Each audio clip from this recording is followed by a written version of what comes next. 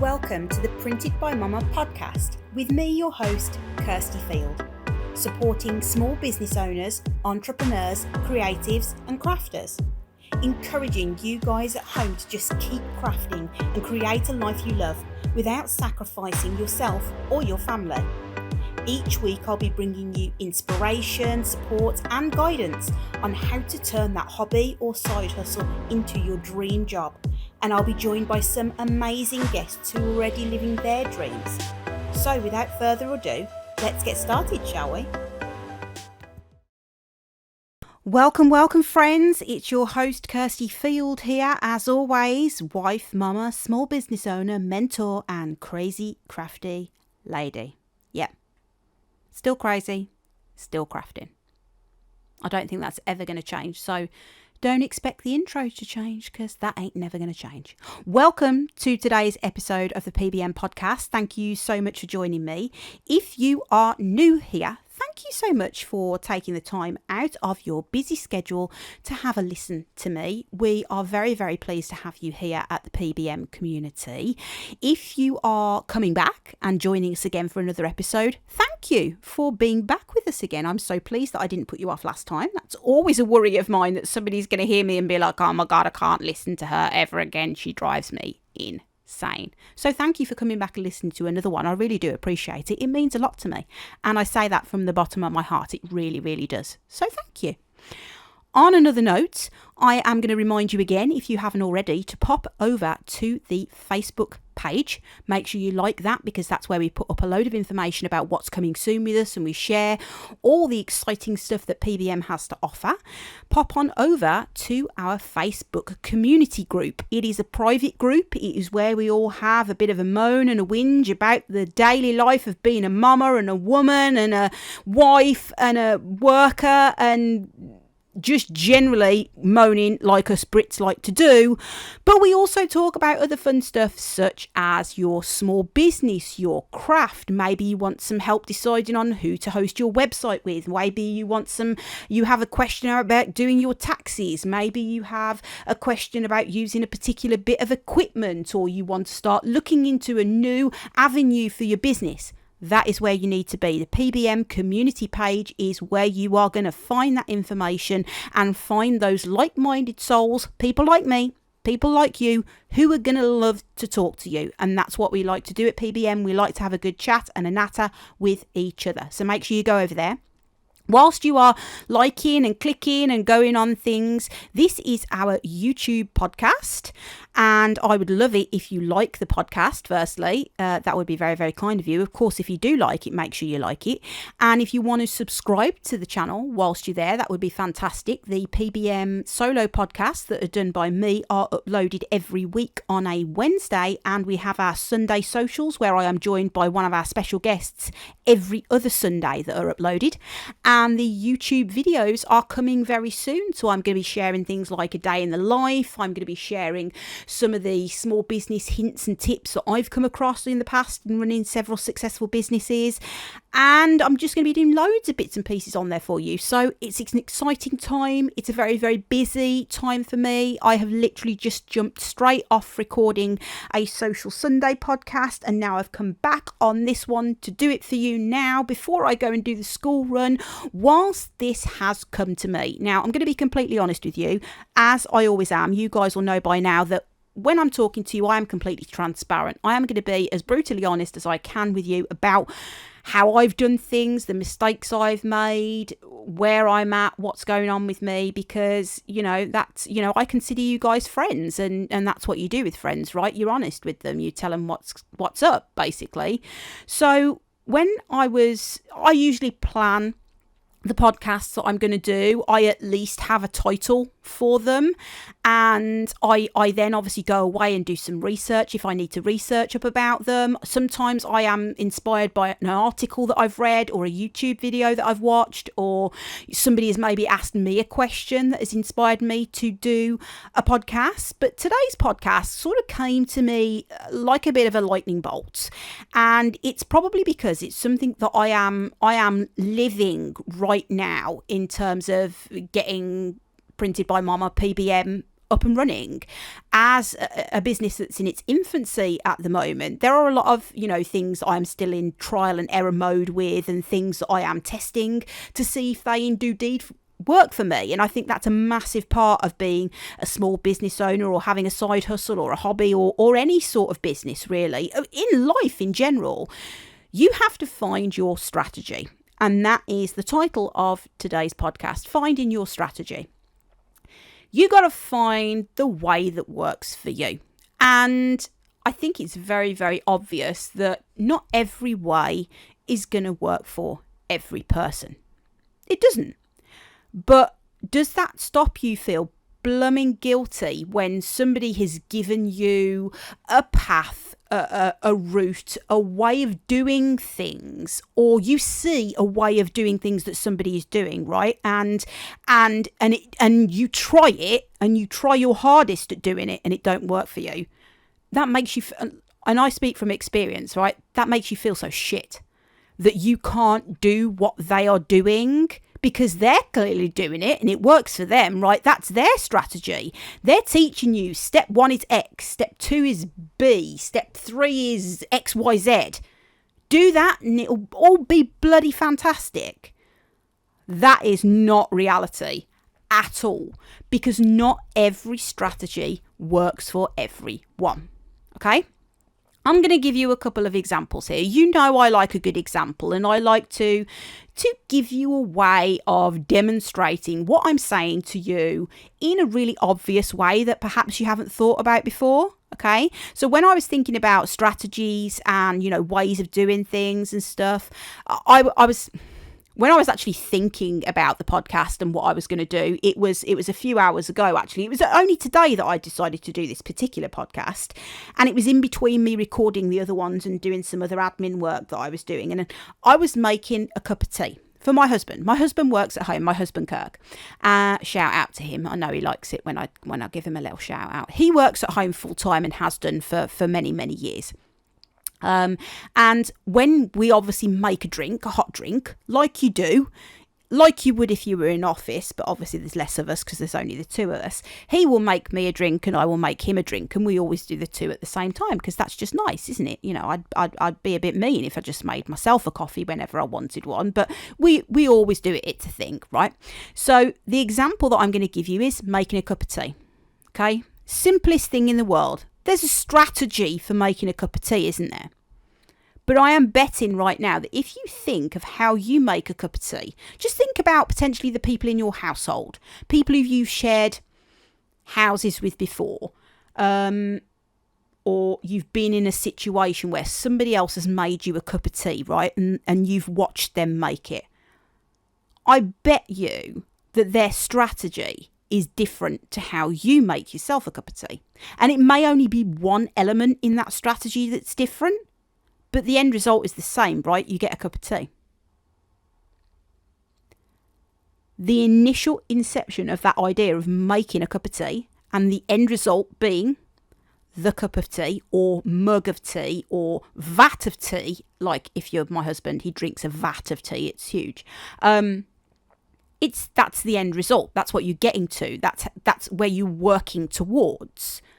But the way that your colleague at work makes tea, right, may not be the same that you make tea. I'm telling you right now, it's definitely not the way that the little machines that make you a cup of tea make tea. Because I don't think I have ever found one of those machines that makes a cup of tea in a nice way that actually tastes like tea. It tastes like crap.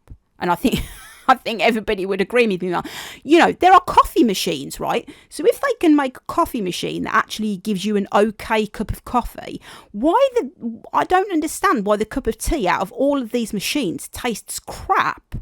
The machine strategy sucks, okay, right? Or the people that program the machine, at least, I don't know whether they're coffee drinkers, which is why the tea tastes so vile, but it doesn't work. That strategy doesn't work. Definitely not for me. I mean, I'd love to know if you are a big fan of the tea that comes out of the machine. Are you a tea machine fan? Let me know.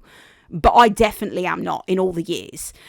And those strategies are so ingrained in us and how we do things that trying to come out of your comfort zone of doing that can be really difficult. So again, let's use that tea example, right? There are at least, I don't know off the top of my head, 2 or 3 different ways that I can think of making the cup of tea. Now, I know we're going into controversial territory here. I know that there are some people who are very, very precious about how the tea is made. Okay, so I'm going to probably give you the 2 very... in the UK, the 2 very, different ways of making the tea, okay? So in my experience from how I know that the big debate, right, it's like Marmite love or hate situation. With the tea, you either put the milk in first or you don't, okay? In my house, we put the milk in at the end. And the reason that we do that is because it's based on how long you left the tea bag in the cup for, which then equates to how strong the tea is. And then you make the milk, make it into the strength that you like the overall tea. That's why I do it like that, because I like my tea on the slightly weaker side. I like my coffee black, like as dark as my soul, right? That's how I like my coffee. I mean, I will drink milky coffee and a latte and stuff. I'll have coffee how it comes. I'm not gonna lie, but tea I do like slightly on the milkier side than the builder's brew tea that you would expect, right? So if I were to put the milk in first and then do the tea, put the tea bag in, and then do like I do quite often when I make a cup of tea and go off and do something else, or completely forgot that I even start making a cup of tea and came back to it way down the line, that tea is going to be way off piste from what I usually expect for a cup of tea, because it will have been brewing for ages. And that's not how I like my tea. Right, so that is my strategy for making the tea. We put the milk in at the end in our house. Let me know what you do. Are you a milk in first or a milk in last kind of person? And then you can let me know what you do with the sugar or sweetener, or if you have it, or whatever else. Let's have a whole conversation about tea, please. I would love to know how you take yours. So that is probably the main difference in strategy overall when it comes to tea. Now we're going to bring in the Americans and how they make tea. If you are American, or if you do make tea like this and you enjoy it, then that's completely up to you, right? But who on earth over in the US of A, which I love it in the States. If I could move to Florida right now, I would. But the one thing I would miss is a decent cup of tea, because apparently over there you make tea by warming the water up in the microwave. What the frig is with that? What is with that? I don't understand. When you watch all these, social media influencers and things like that in the States, I recognise that a lot of them don't have a kettle, which is why they don't, because they don't tend to drink tea over there. It's a Brit thing, right? A cup of tea. When we're sad, we have a cup of tea. When we're happy, we have a cup of tea. When it's a freezing cold day, we have a cuppa. When it's 30 degrees outside, we have a cuppa. That's just what we do. So I recognise that they don't drink as much tea as we do over here, and that's why they don't, kettles aren't really a thing, which is why they have to come up with a way of making the water warm in order to make the tea. And a lot of them have those fancy schmancy coffee machines that I would really, really love. I'm not going to lie. It's definitely something that I would like to purchase in the near future, but definitely not as of right now. I would love one of those ones that steams the milk and you press all the, like I'm working in Starbucks. I would secretly love to work in Starbucks. I've also always wanted to learn how to be a barista, and if ever anybody owns a coffee shop and can invite me to come and learn to be a barista for half a day, I would friggin' love that. So please do let me know. But I digress again. They don't have kettles, which is why they put the water in the microwave to warm it up. But obviously that only warms it up because they don't do it for long enough. It doesn't boil it. So that then means that you get a really, really pants cup of tea. From what I've seen, I've never really had an American cup of tea, because whenever I've been over to the States and had a hot drink, a hot beverage, if I have had one, it's usually been from Starbucks. So I've never really experienced the American dream that is a cup of tea, but that is so far from my own dream, from my own strategy of making tea, that it probably would really scare me if I were to try it, but never say never. So strategy, that's the way they see fit to do things that gives them the end result of a cup of tea. But we would agree to disagree that that is not a cup of tea, right? That end result is not what we see as the correct way, the right way. But who sets that bar? Who sets that level of what is the right end result and what is the end result that's not right?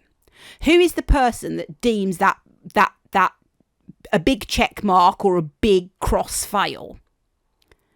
That person is the person who sets that strategy in the first place. At least that's who it should be, because you should only be accountable to yourself. You should only be striving for the end result that you expect, that you want, that you dream, that you want to achieve. And you should be following the strategy that you've put in place to get that end result that you expect and that you want. Now, if it's something that you have not potentially done before, you may not know what that end result looks like. You may not know the exact strategy or the exact steps to put into place to get the end result that you want to have. And you may end up, through trial and error, making some really bad cups of tea, right? But you would get there in the end, because every time you persevered, every time you tried again, you would change your strategy. And that's exactly what you need to do. Now, if you go by the way the Americans make tea, or you went by the way that the coffee machine makes tea, I find it rather ironic that it's called a coffee machine in a lot of places and they serve tea and hot chocolate, because that clearly is a definition that it's meant for coffee and not for anything else. But never mind. And that only just occurred to me. But yeah, that's possibly the reason why every other drink out of it tastes bad. Makes sense. If you go by anybody else's steps of how they expect the end result to be, you're never going to get to your end result. You're never going to get your end game, because your end game and their end game is completely different. It doesn't correlate. It doesn't fit your pattern. It doesn't fit your strategy. It's not you. It's fake. And you can follow other people's strategy and come up with an end result that you can pretend that you're happy with. But it's not going to be genuine. It's not going to be realistic, because you didn't take the steps or create the strategy yourself for getting to where you want to be. And you don't get the gratification at all from that end result, because you didn't create that path and take those steps for yourself. You followed what other people did, and then you slapped your name on the end result and said, yeah, that was me, I did it. And you won't be happy with that. You can pretend that you would be, but you would not be happy with that. I'm going to give you another example now, because keep talking about tea is just reminding me the fact that Kirk has not made me a coffee so far this afternoon, and I am on empty. But we're going to persevere. Football. I hate football. I'm just going to put that out there right now. I like basketball. I like American football. But the UK side of football, I'm not au fait with. I've never got it. I don't have brothers. My dad wasn't into football, so I've never really been around that. I know there are a lot of people that are absolutely crazy about it, and their life revolves around it, and that's okay. I'm not saying it's a bad thing, but I'm just letting you know right off of the bat that I don't follow football, and it's not me. It's not Kirsty, right? But that's okay. We're going to use that example anyway. When the players go out onto the field, they don't just run on, right, and have random thoughts on their own and decide that the end game for them is winning, right? That's the end game. That's the dream. That's the goal. I know that's a football pun, but that's the goal. That's where they want to get to at the end of the game, right? The end of that 90 minutes, I do know it's 90 minutes. At the end of the 90 minutes, they want to have won the game, okay? But they don't all individually. I don't know how many players there is. That's how bad it is, right? Is it 11? I know there's the goalkeeper and then there's others. It might be 11. I might be wrong. Let me know. The players don't just go into the dressing room, get dressed, say hi to each other, ask how they did at the weekend, what were they up to, have you decided what you're having for dinner yet, or whatever. And then off they go out onto the field, and then they just kick the ball about a little bit, and then at the end they're like, oh well, we won or we didn't win, or whatever it was, right? Can you imagine what that would be? I know it may seem like some people's teams do actually do that they don't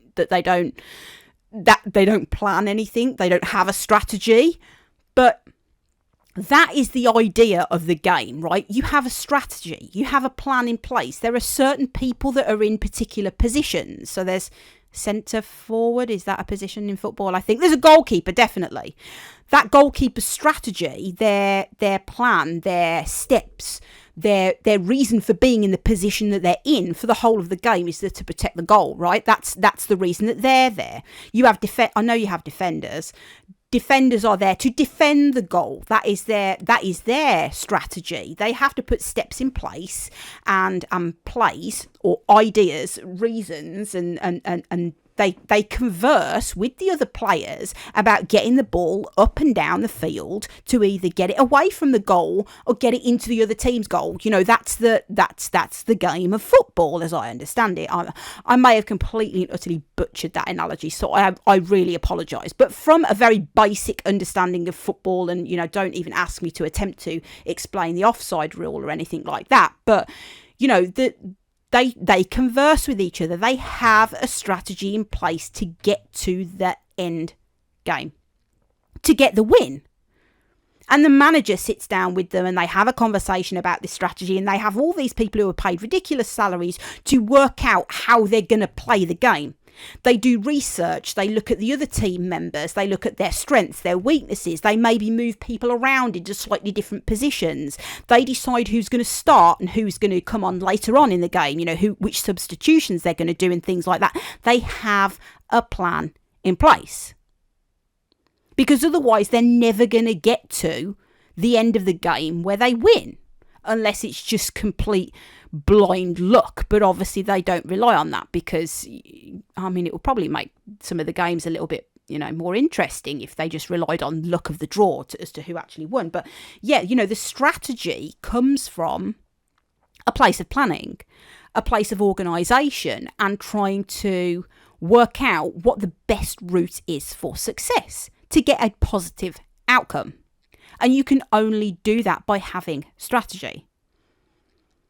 And I will guarantee you that when Manchester United play Real Madrid or Barcelona or Villa or whoever it is that they play, I know they're probably in completely different leagues and that would never happen.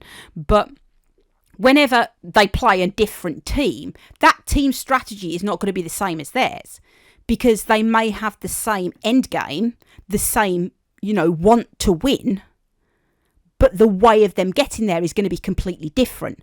There will be similarities in steps. They will have a plan for the first half and a plan for the second half of the game. Well, both teams will have that, right? Because there's two separate halves in the game. So they will both have those similarities in steps, those similarities in how they are going to work out their strategy. They'll have a strategy for the first half and another one for the second half. Then they're going to look at things like the substitutions, right? Both teams are probably going to have substitutions. So again, that's a similarity in their strategy, but the difference will be when they decide to do those substitutions. Are they going to wait till right at the end of the second half, or are they going to bring somebody in, are they going to swap over at half time or whatever it may be? So when you're looking at your small business and the end game, the goal of where you want to get to, where you want to be, and this may be a very overall end game. This may be your big dream for your business, the big one. Where do you want to take it? Okay, well, I want to open a brick and mortar store in London.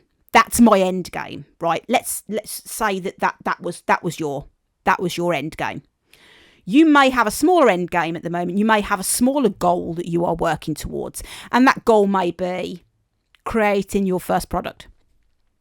That they're completely different goals, but just to give you an example, I want you to think of a goal that's going to be your goal for right now, for where you're at. If you're a hobbyist, then your goal is going to be very different to somebody who potentially is already running a successful e-commerce business platform, for example, because they're, different steps ahead of you.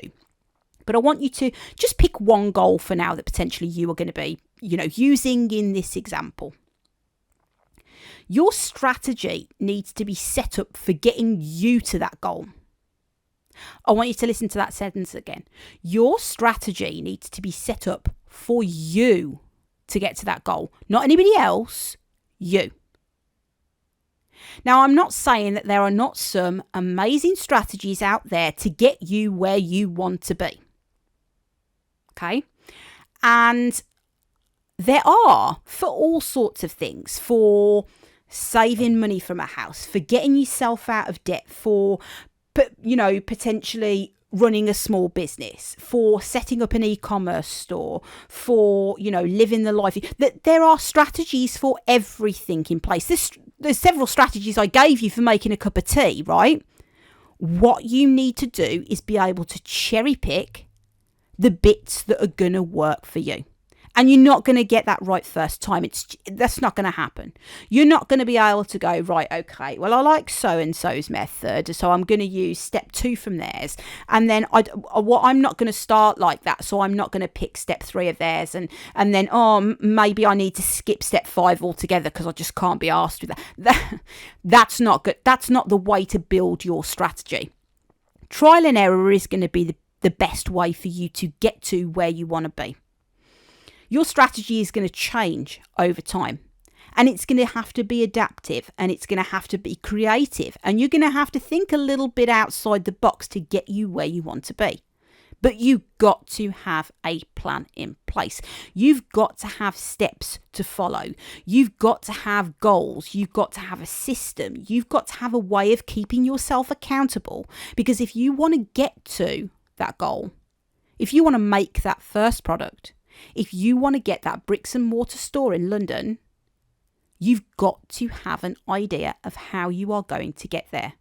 And you have got to have a plan that you can follow.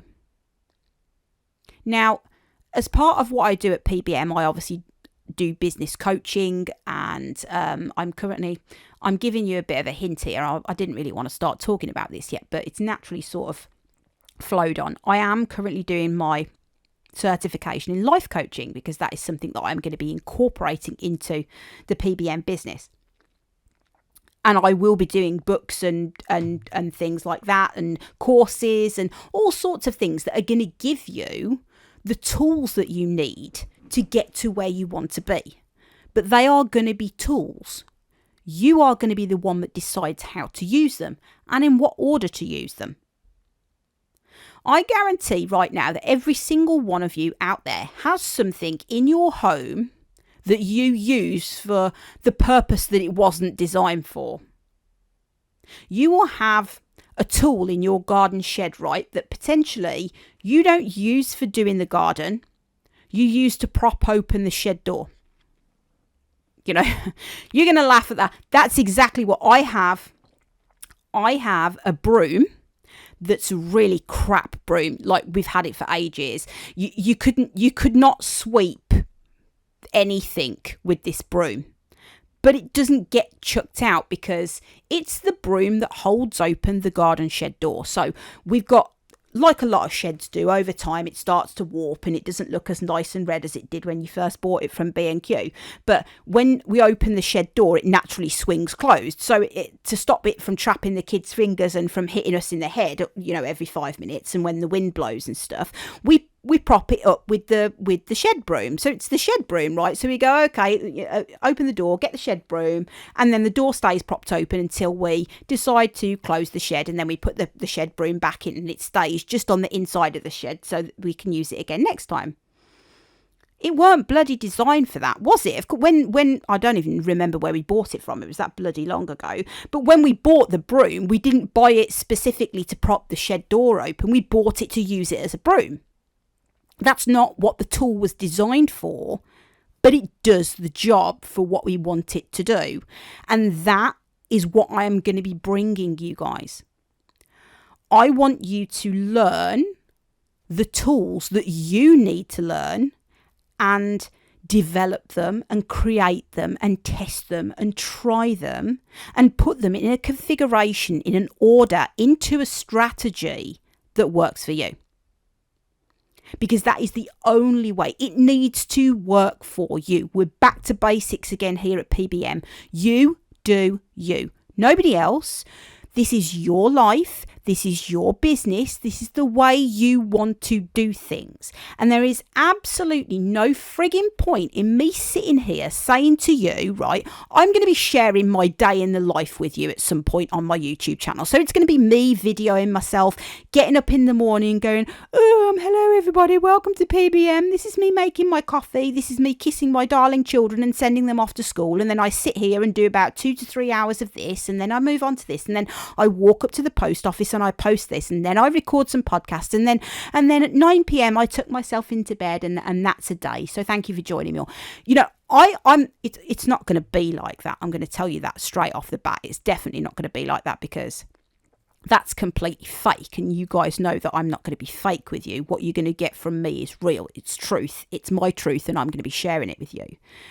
But throughout that, right, I'm going to be sharing with you the tools that I use on a daily basis. So I'm going to be saying to you, right, I keep my to-do list on Trello. I've already talked about this before on another podcast. Trello is an online app that you can use that basically is like a massive fat to-do list, and you can have loads of different boards, and you can have loads of different lists, and then you can put checklists in them, and you can change all the colours and tag stuff, and it's like my frigging dream, right? It is my brain put out on an app, basically. You know that saying that people say, or that meme, or whatever it's called nowadays. I forget the word because I'm old when it comes to tech stuff, but they say, oh, my brain has too many tabs open, right? Well, this is Trello for me. It's all my to-do lists in one place. And I've got everything on there, not just the PBM stuff. I've got the fact that I need to buy a birthday card for so-and-so on a completely different list than PBM, but it's on there. It's all in one place. So Trello is a fantastic tool for me. That may sound like a frigging nightmare to you, to have all that stuff. You may only want to have one to-do list, a paper copy that you have, and you have maybe just your work stuff on it, and that's it. And you don't write a to-do list for your home stuff, because I know some people don't. I do, because otherwise I forget why I've come into the kitchen on a lot of days. You know, I forget my kids' names on a regular basis. I don't have that on Trello, obviously, but I forget my kids' names. I'm really bad, and I feel like a lot of that is to do with my mental health, but it's I'm as I'm getting older, I'm noticing that I'm forgetting stuff more and more often, and it sucks. It's so shit. I know a lot of you will be in exactly the same situation as me, where you can't, you know, I call my girls and I'm like, Rue, Ember, Bob, whatever your bleeding name is, can you go take that upstairs for me, please? And then they'll be like, what do you want me to take upstairs? And I'll be like, I don't even remember. Just go do what you were doing. And then 20 minutes later, I'll be like, why have you not taken this upstairs? And they'll be like, because you didn't tell me to. And I'll be like, yeah, I didn't, did I? It's so bad. The struggle is real. I empathise with you, and I know you do with me, because that's what you're like, and you're fabulous. But back to strategy. Those tools that I am going to be teaching you, and that I want you to go out and seek, are for yourself, because not everything works for everyone. Manchester United's strategy to play against Real Madrid is not going to work for Aston Villa's strategy against Everton. I know that's another football team. Or I think it still is. It used to be. Again, I digress. Did anybody else used to collect those stickers? What is it, Premier League, like the stickers? In the 90s, when I was younger, they were like super popular. And it was when Manchester United was like the bomb, when David Beckham and Ryan Giggs and all them used to play, and we used to collect the Premier League stickers. That's really, really sad, isn't it? I weren't even into football that much, but it was just the thing when I was younger. Everybody used to have the Premier League stickers. Let me know if you did. If you didn't, then I'm really sorry that I've just brought that up when it has nothing to do with anything. But it's just the football talk, isn't it? That's me telling you as much of most of my football knowledge is from the 90s. You know, I'm still on Beckham.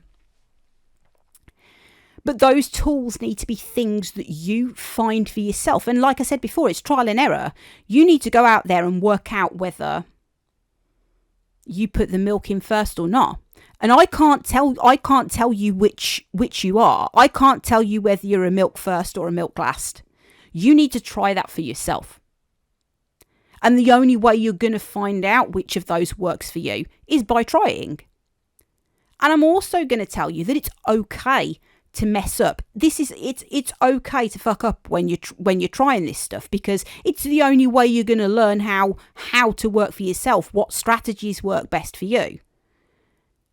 And I'm also going to let you know that it's okay if those strategies need to be adjusted, need to be changed over time, okay? Because that's life. Things change. You as a person, you adapt, you change over time. As you get older, you change. Your brain gets less reliable, as I've already said. So things have to change, and you have to be adaptive within that process of strategy. Absolutely so. But I'm going to help you as much as I can, and I know the community will be super amazing when it comes to giving you their ideas and the way that they do things. But it's a show and tell. That's what it's going to be about. It's going to be about, have you tried this way? Why don't you give this a go? And you guys should be receptive to that information. You guys should be like, do you know what? I never even thought of trying that. I'm going to give it a go. And I don't want you to shoot it down if it's something that perhaps you've already tried before and it didn't work then. That's the key phrase. It didn't work for you then. Maybe it will now.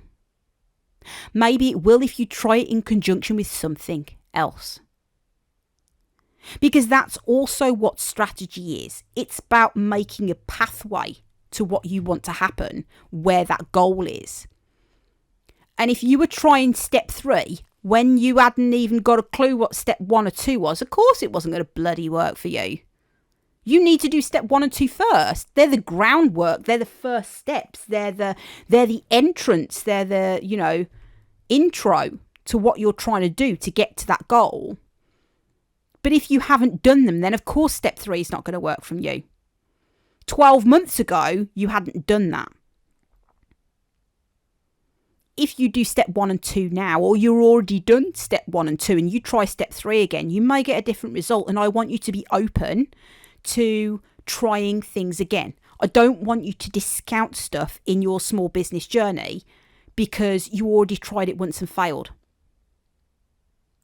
Now, I am doing a whole new podcast on the fear of failure. That is one of the next ones that I'm doing, and I'm so excited to bring it to you. I just wanted to share it with you right now, that the fear of failure is a podcast that's coming up, because it's something that I battle with on a daily basis. But I don't want you to be afraid of trying something again,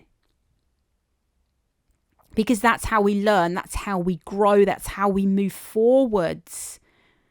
That is how we get our strategy. That is how we make the plans. And the plans lead to the goals. Let's take a business example for you now, because I've given you lots of crappy examples that potentially may mean nothing to you. They mean something to me, which is why I've shared them with you. But I'm going to talk to you now about a business one, right? So let's say you want to do your website, okay? Prime example, a lot of people want to have a website with their businesses. Some people don't, and that's absolutely fine. Perhaps your business doesn't suit a website.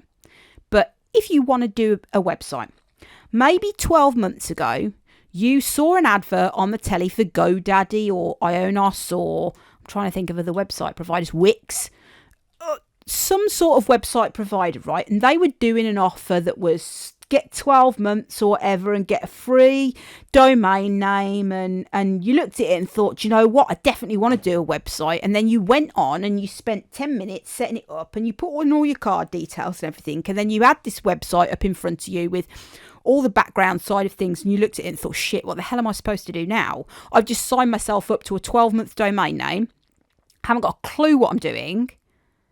And you click around through the menus, and maybe you managed to come across the way to change the font on some of the text.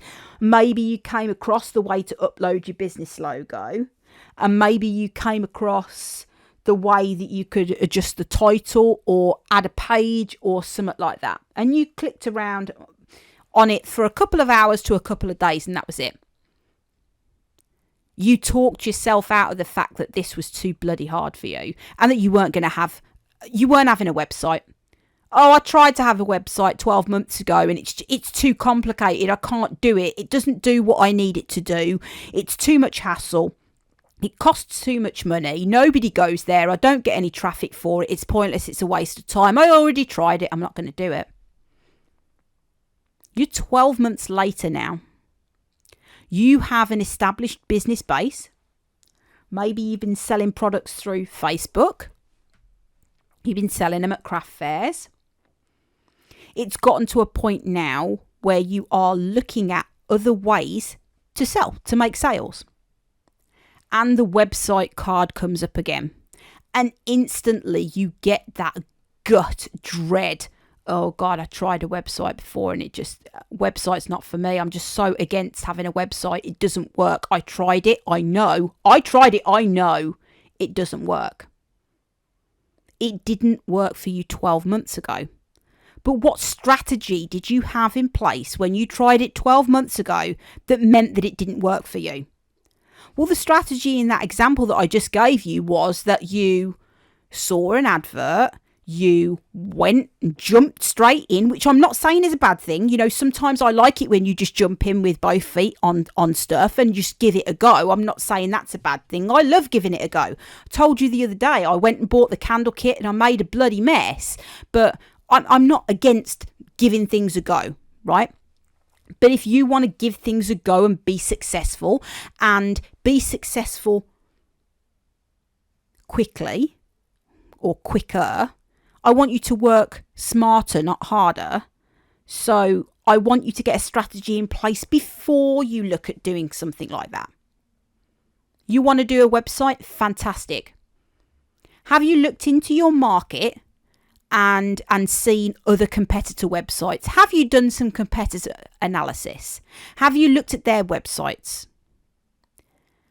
Where are their websites hosted? A lot of the time, if you scroll down to the bottom of somebody's website, it says hosted by Shopify or hosted by Wix or whatever it is, right? It may not, and they may have paid to have that tool taken off, but some people haven't, and there are ways and means of finding out where people's websites are hosted. Some people will tell you where their website is hosted. They'll say, I've had a fantastic experience doing my website with Wix or with GoDaddy, or Shopify is amazing. You'll see them doing their Shopify website because they'll have it all over their social media. So you'll know that they use Shopify because they show you in their YouTube video all the sales that they're getting.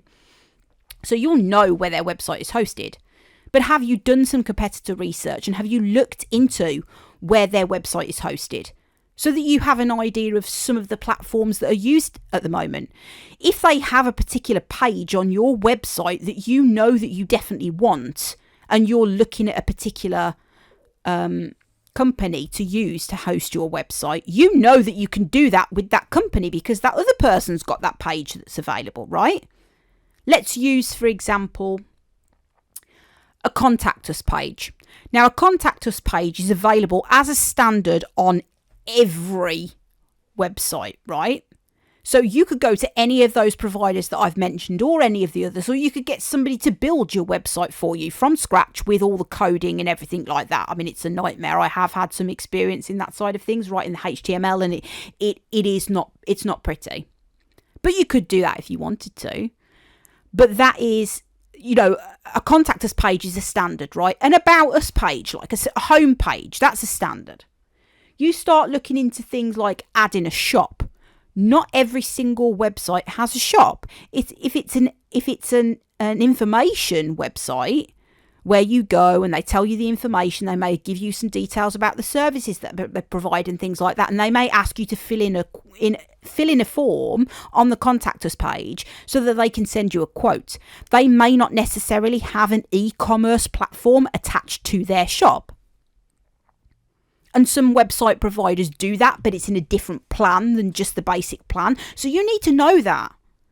You need to know whether you want an e-commerce store on your shop, on your website or not. You need to know whether or not you have the option to put a blog on there if you want to, or that you have the option to upload videos on it if you have a social media that you want to, link your YouTube to.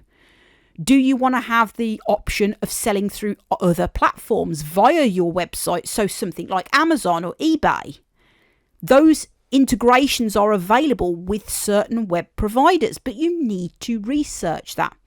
So step one of your strategy of doing your website needs to be checking up on all of those things. Get yourself a checklist, get on Trello, get yourself a checklist together. What is it that you want your website to do? What pages do you want to include? What pages do your competitors include? Do they just have an about me, a shop page and a contact us page? Is that all you want? Great. That's what you need to be looking for. How do they set up the products on their page? How many photographs do they have? What sort of format do they use? Do they have videos on those, products? On their contact us page, is it literally just a form? Do they feature their telephone number? Do they feature their email address? On the about us page, does it talk about the companies, or does it talk specifically about the owner of the store? Do they have other staff that work for them and that they've got profiles of all the different staff that work? And, this is a massive box of frogs that I could open right now when it comes to setting up a website and all of these things that you need to research in. And research is literally step one. That is the first rung on the ladder when it comes to what you need to do, setting up your plan and creating your strategy. Now, did you do that 12 months ago when you followed that advert and just was clickety click? Yes, please, I'll have a website. No. With strategy comes planning and preparation, and you have to go through those early steps in order to get to that end goal of doing what you want to do successfully. You could be lucky. You could be those lucky footballers who just run around on the pitch willy-nilly and end up scoring more goals than the other team. But do you want to leave it to luck? Do you want to leave it to chance? Or do you want to give yourself the best possible chance of success? I think you should be doing that. I think you deserve that. Your talent and your skill is worth giving the best possible shot of getting where you want to be. And to do that, you need a strategy in place. And I will help you, and the community will help you, and we will give you the tools and the direction and the possibilities, the steps that you can put in place to get to where you want to be. But ultimately, it's you that needs to put those steps in place. You need to decide on the order of those steps. You need to set your own strategy. We can give you guidance. We can give you direction. But it's you that has to do the legwork. It's you that has to give yourself permission to give yourself the best chance of success. I'm going to say that again, that's important. You need to give yourself permission to give yourself the best chance of success. And the only way of doing that is having a strategy, having a plan of attack.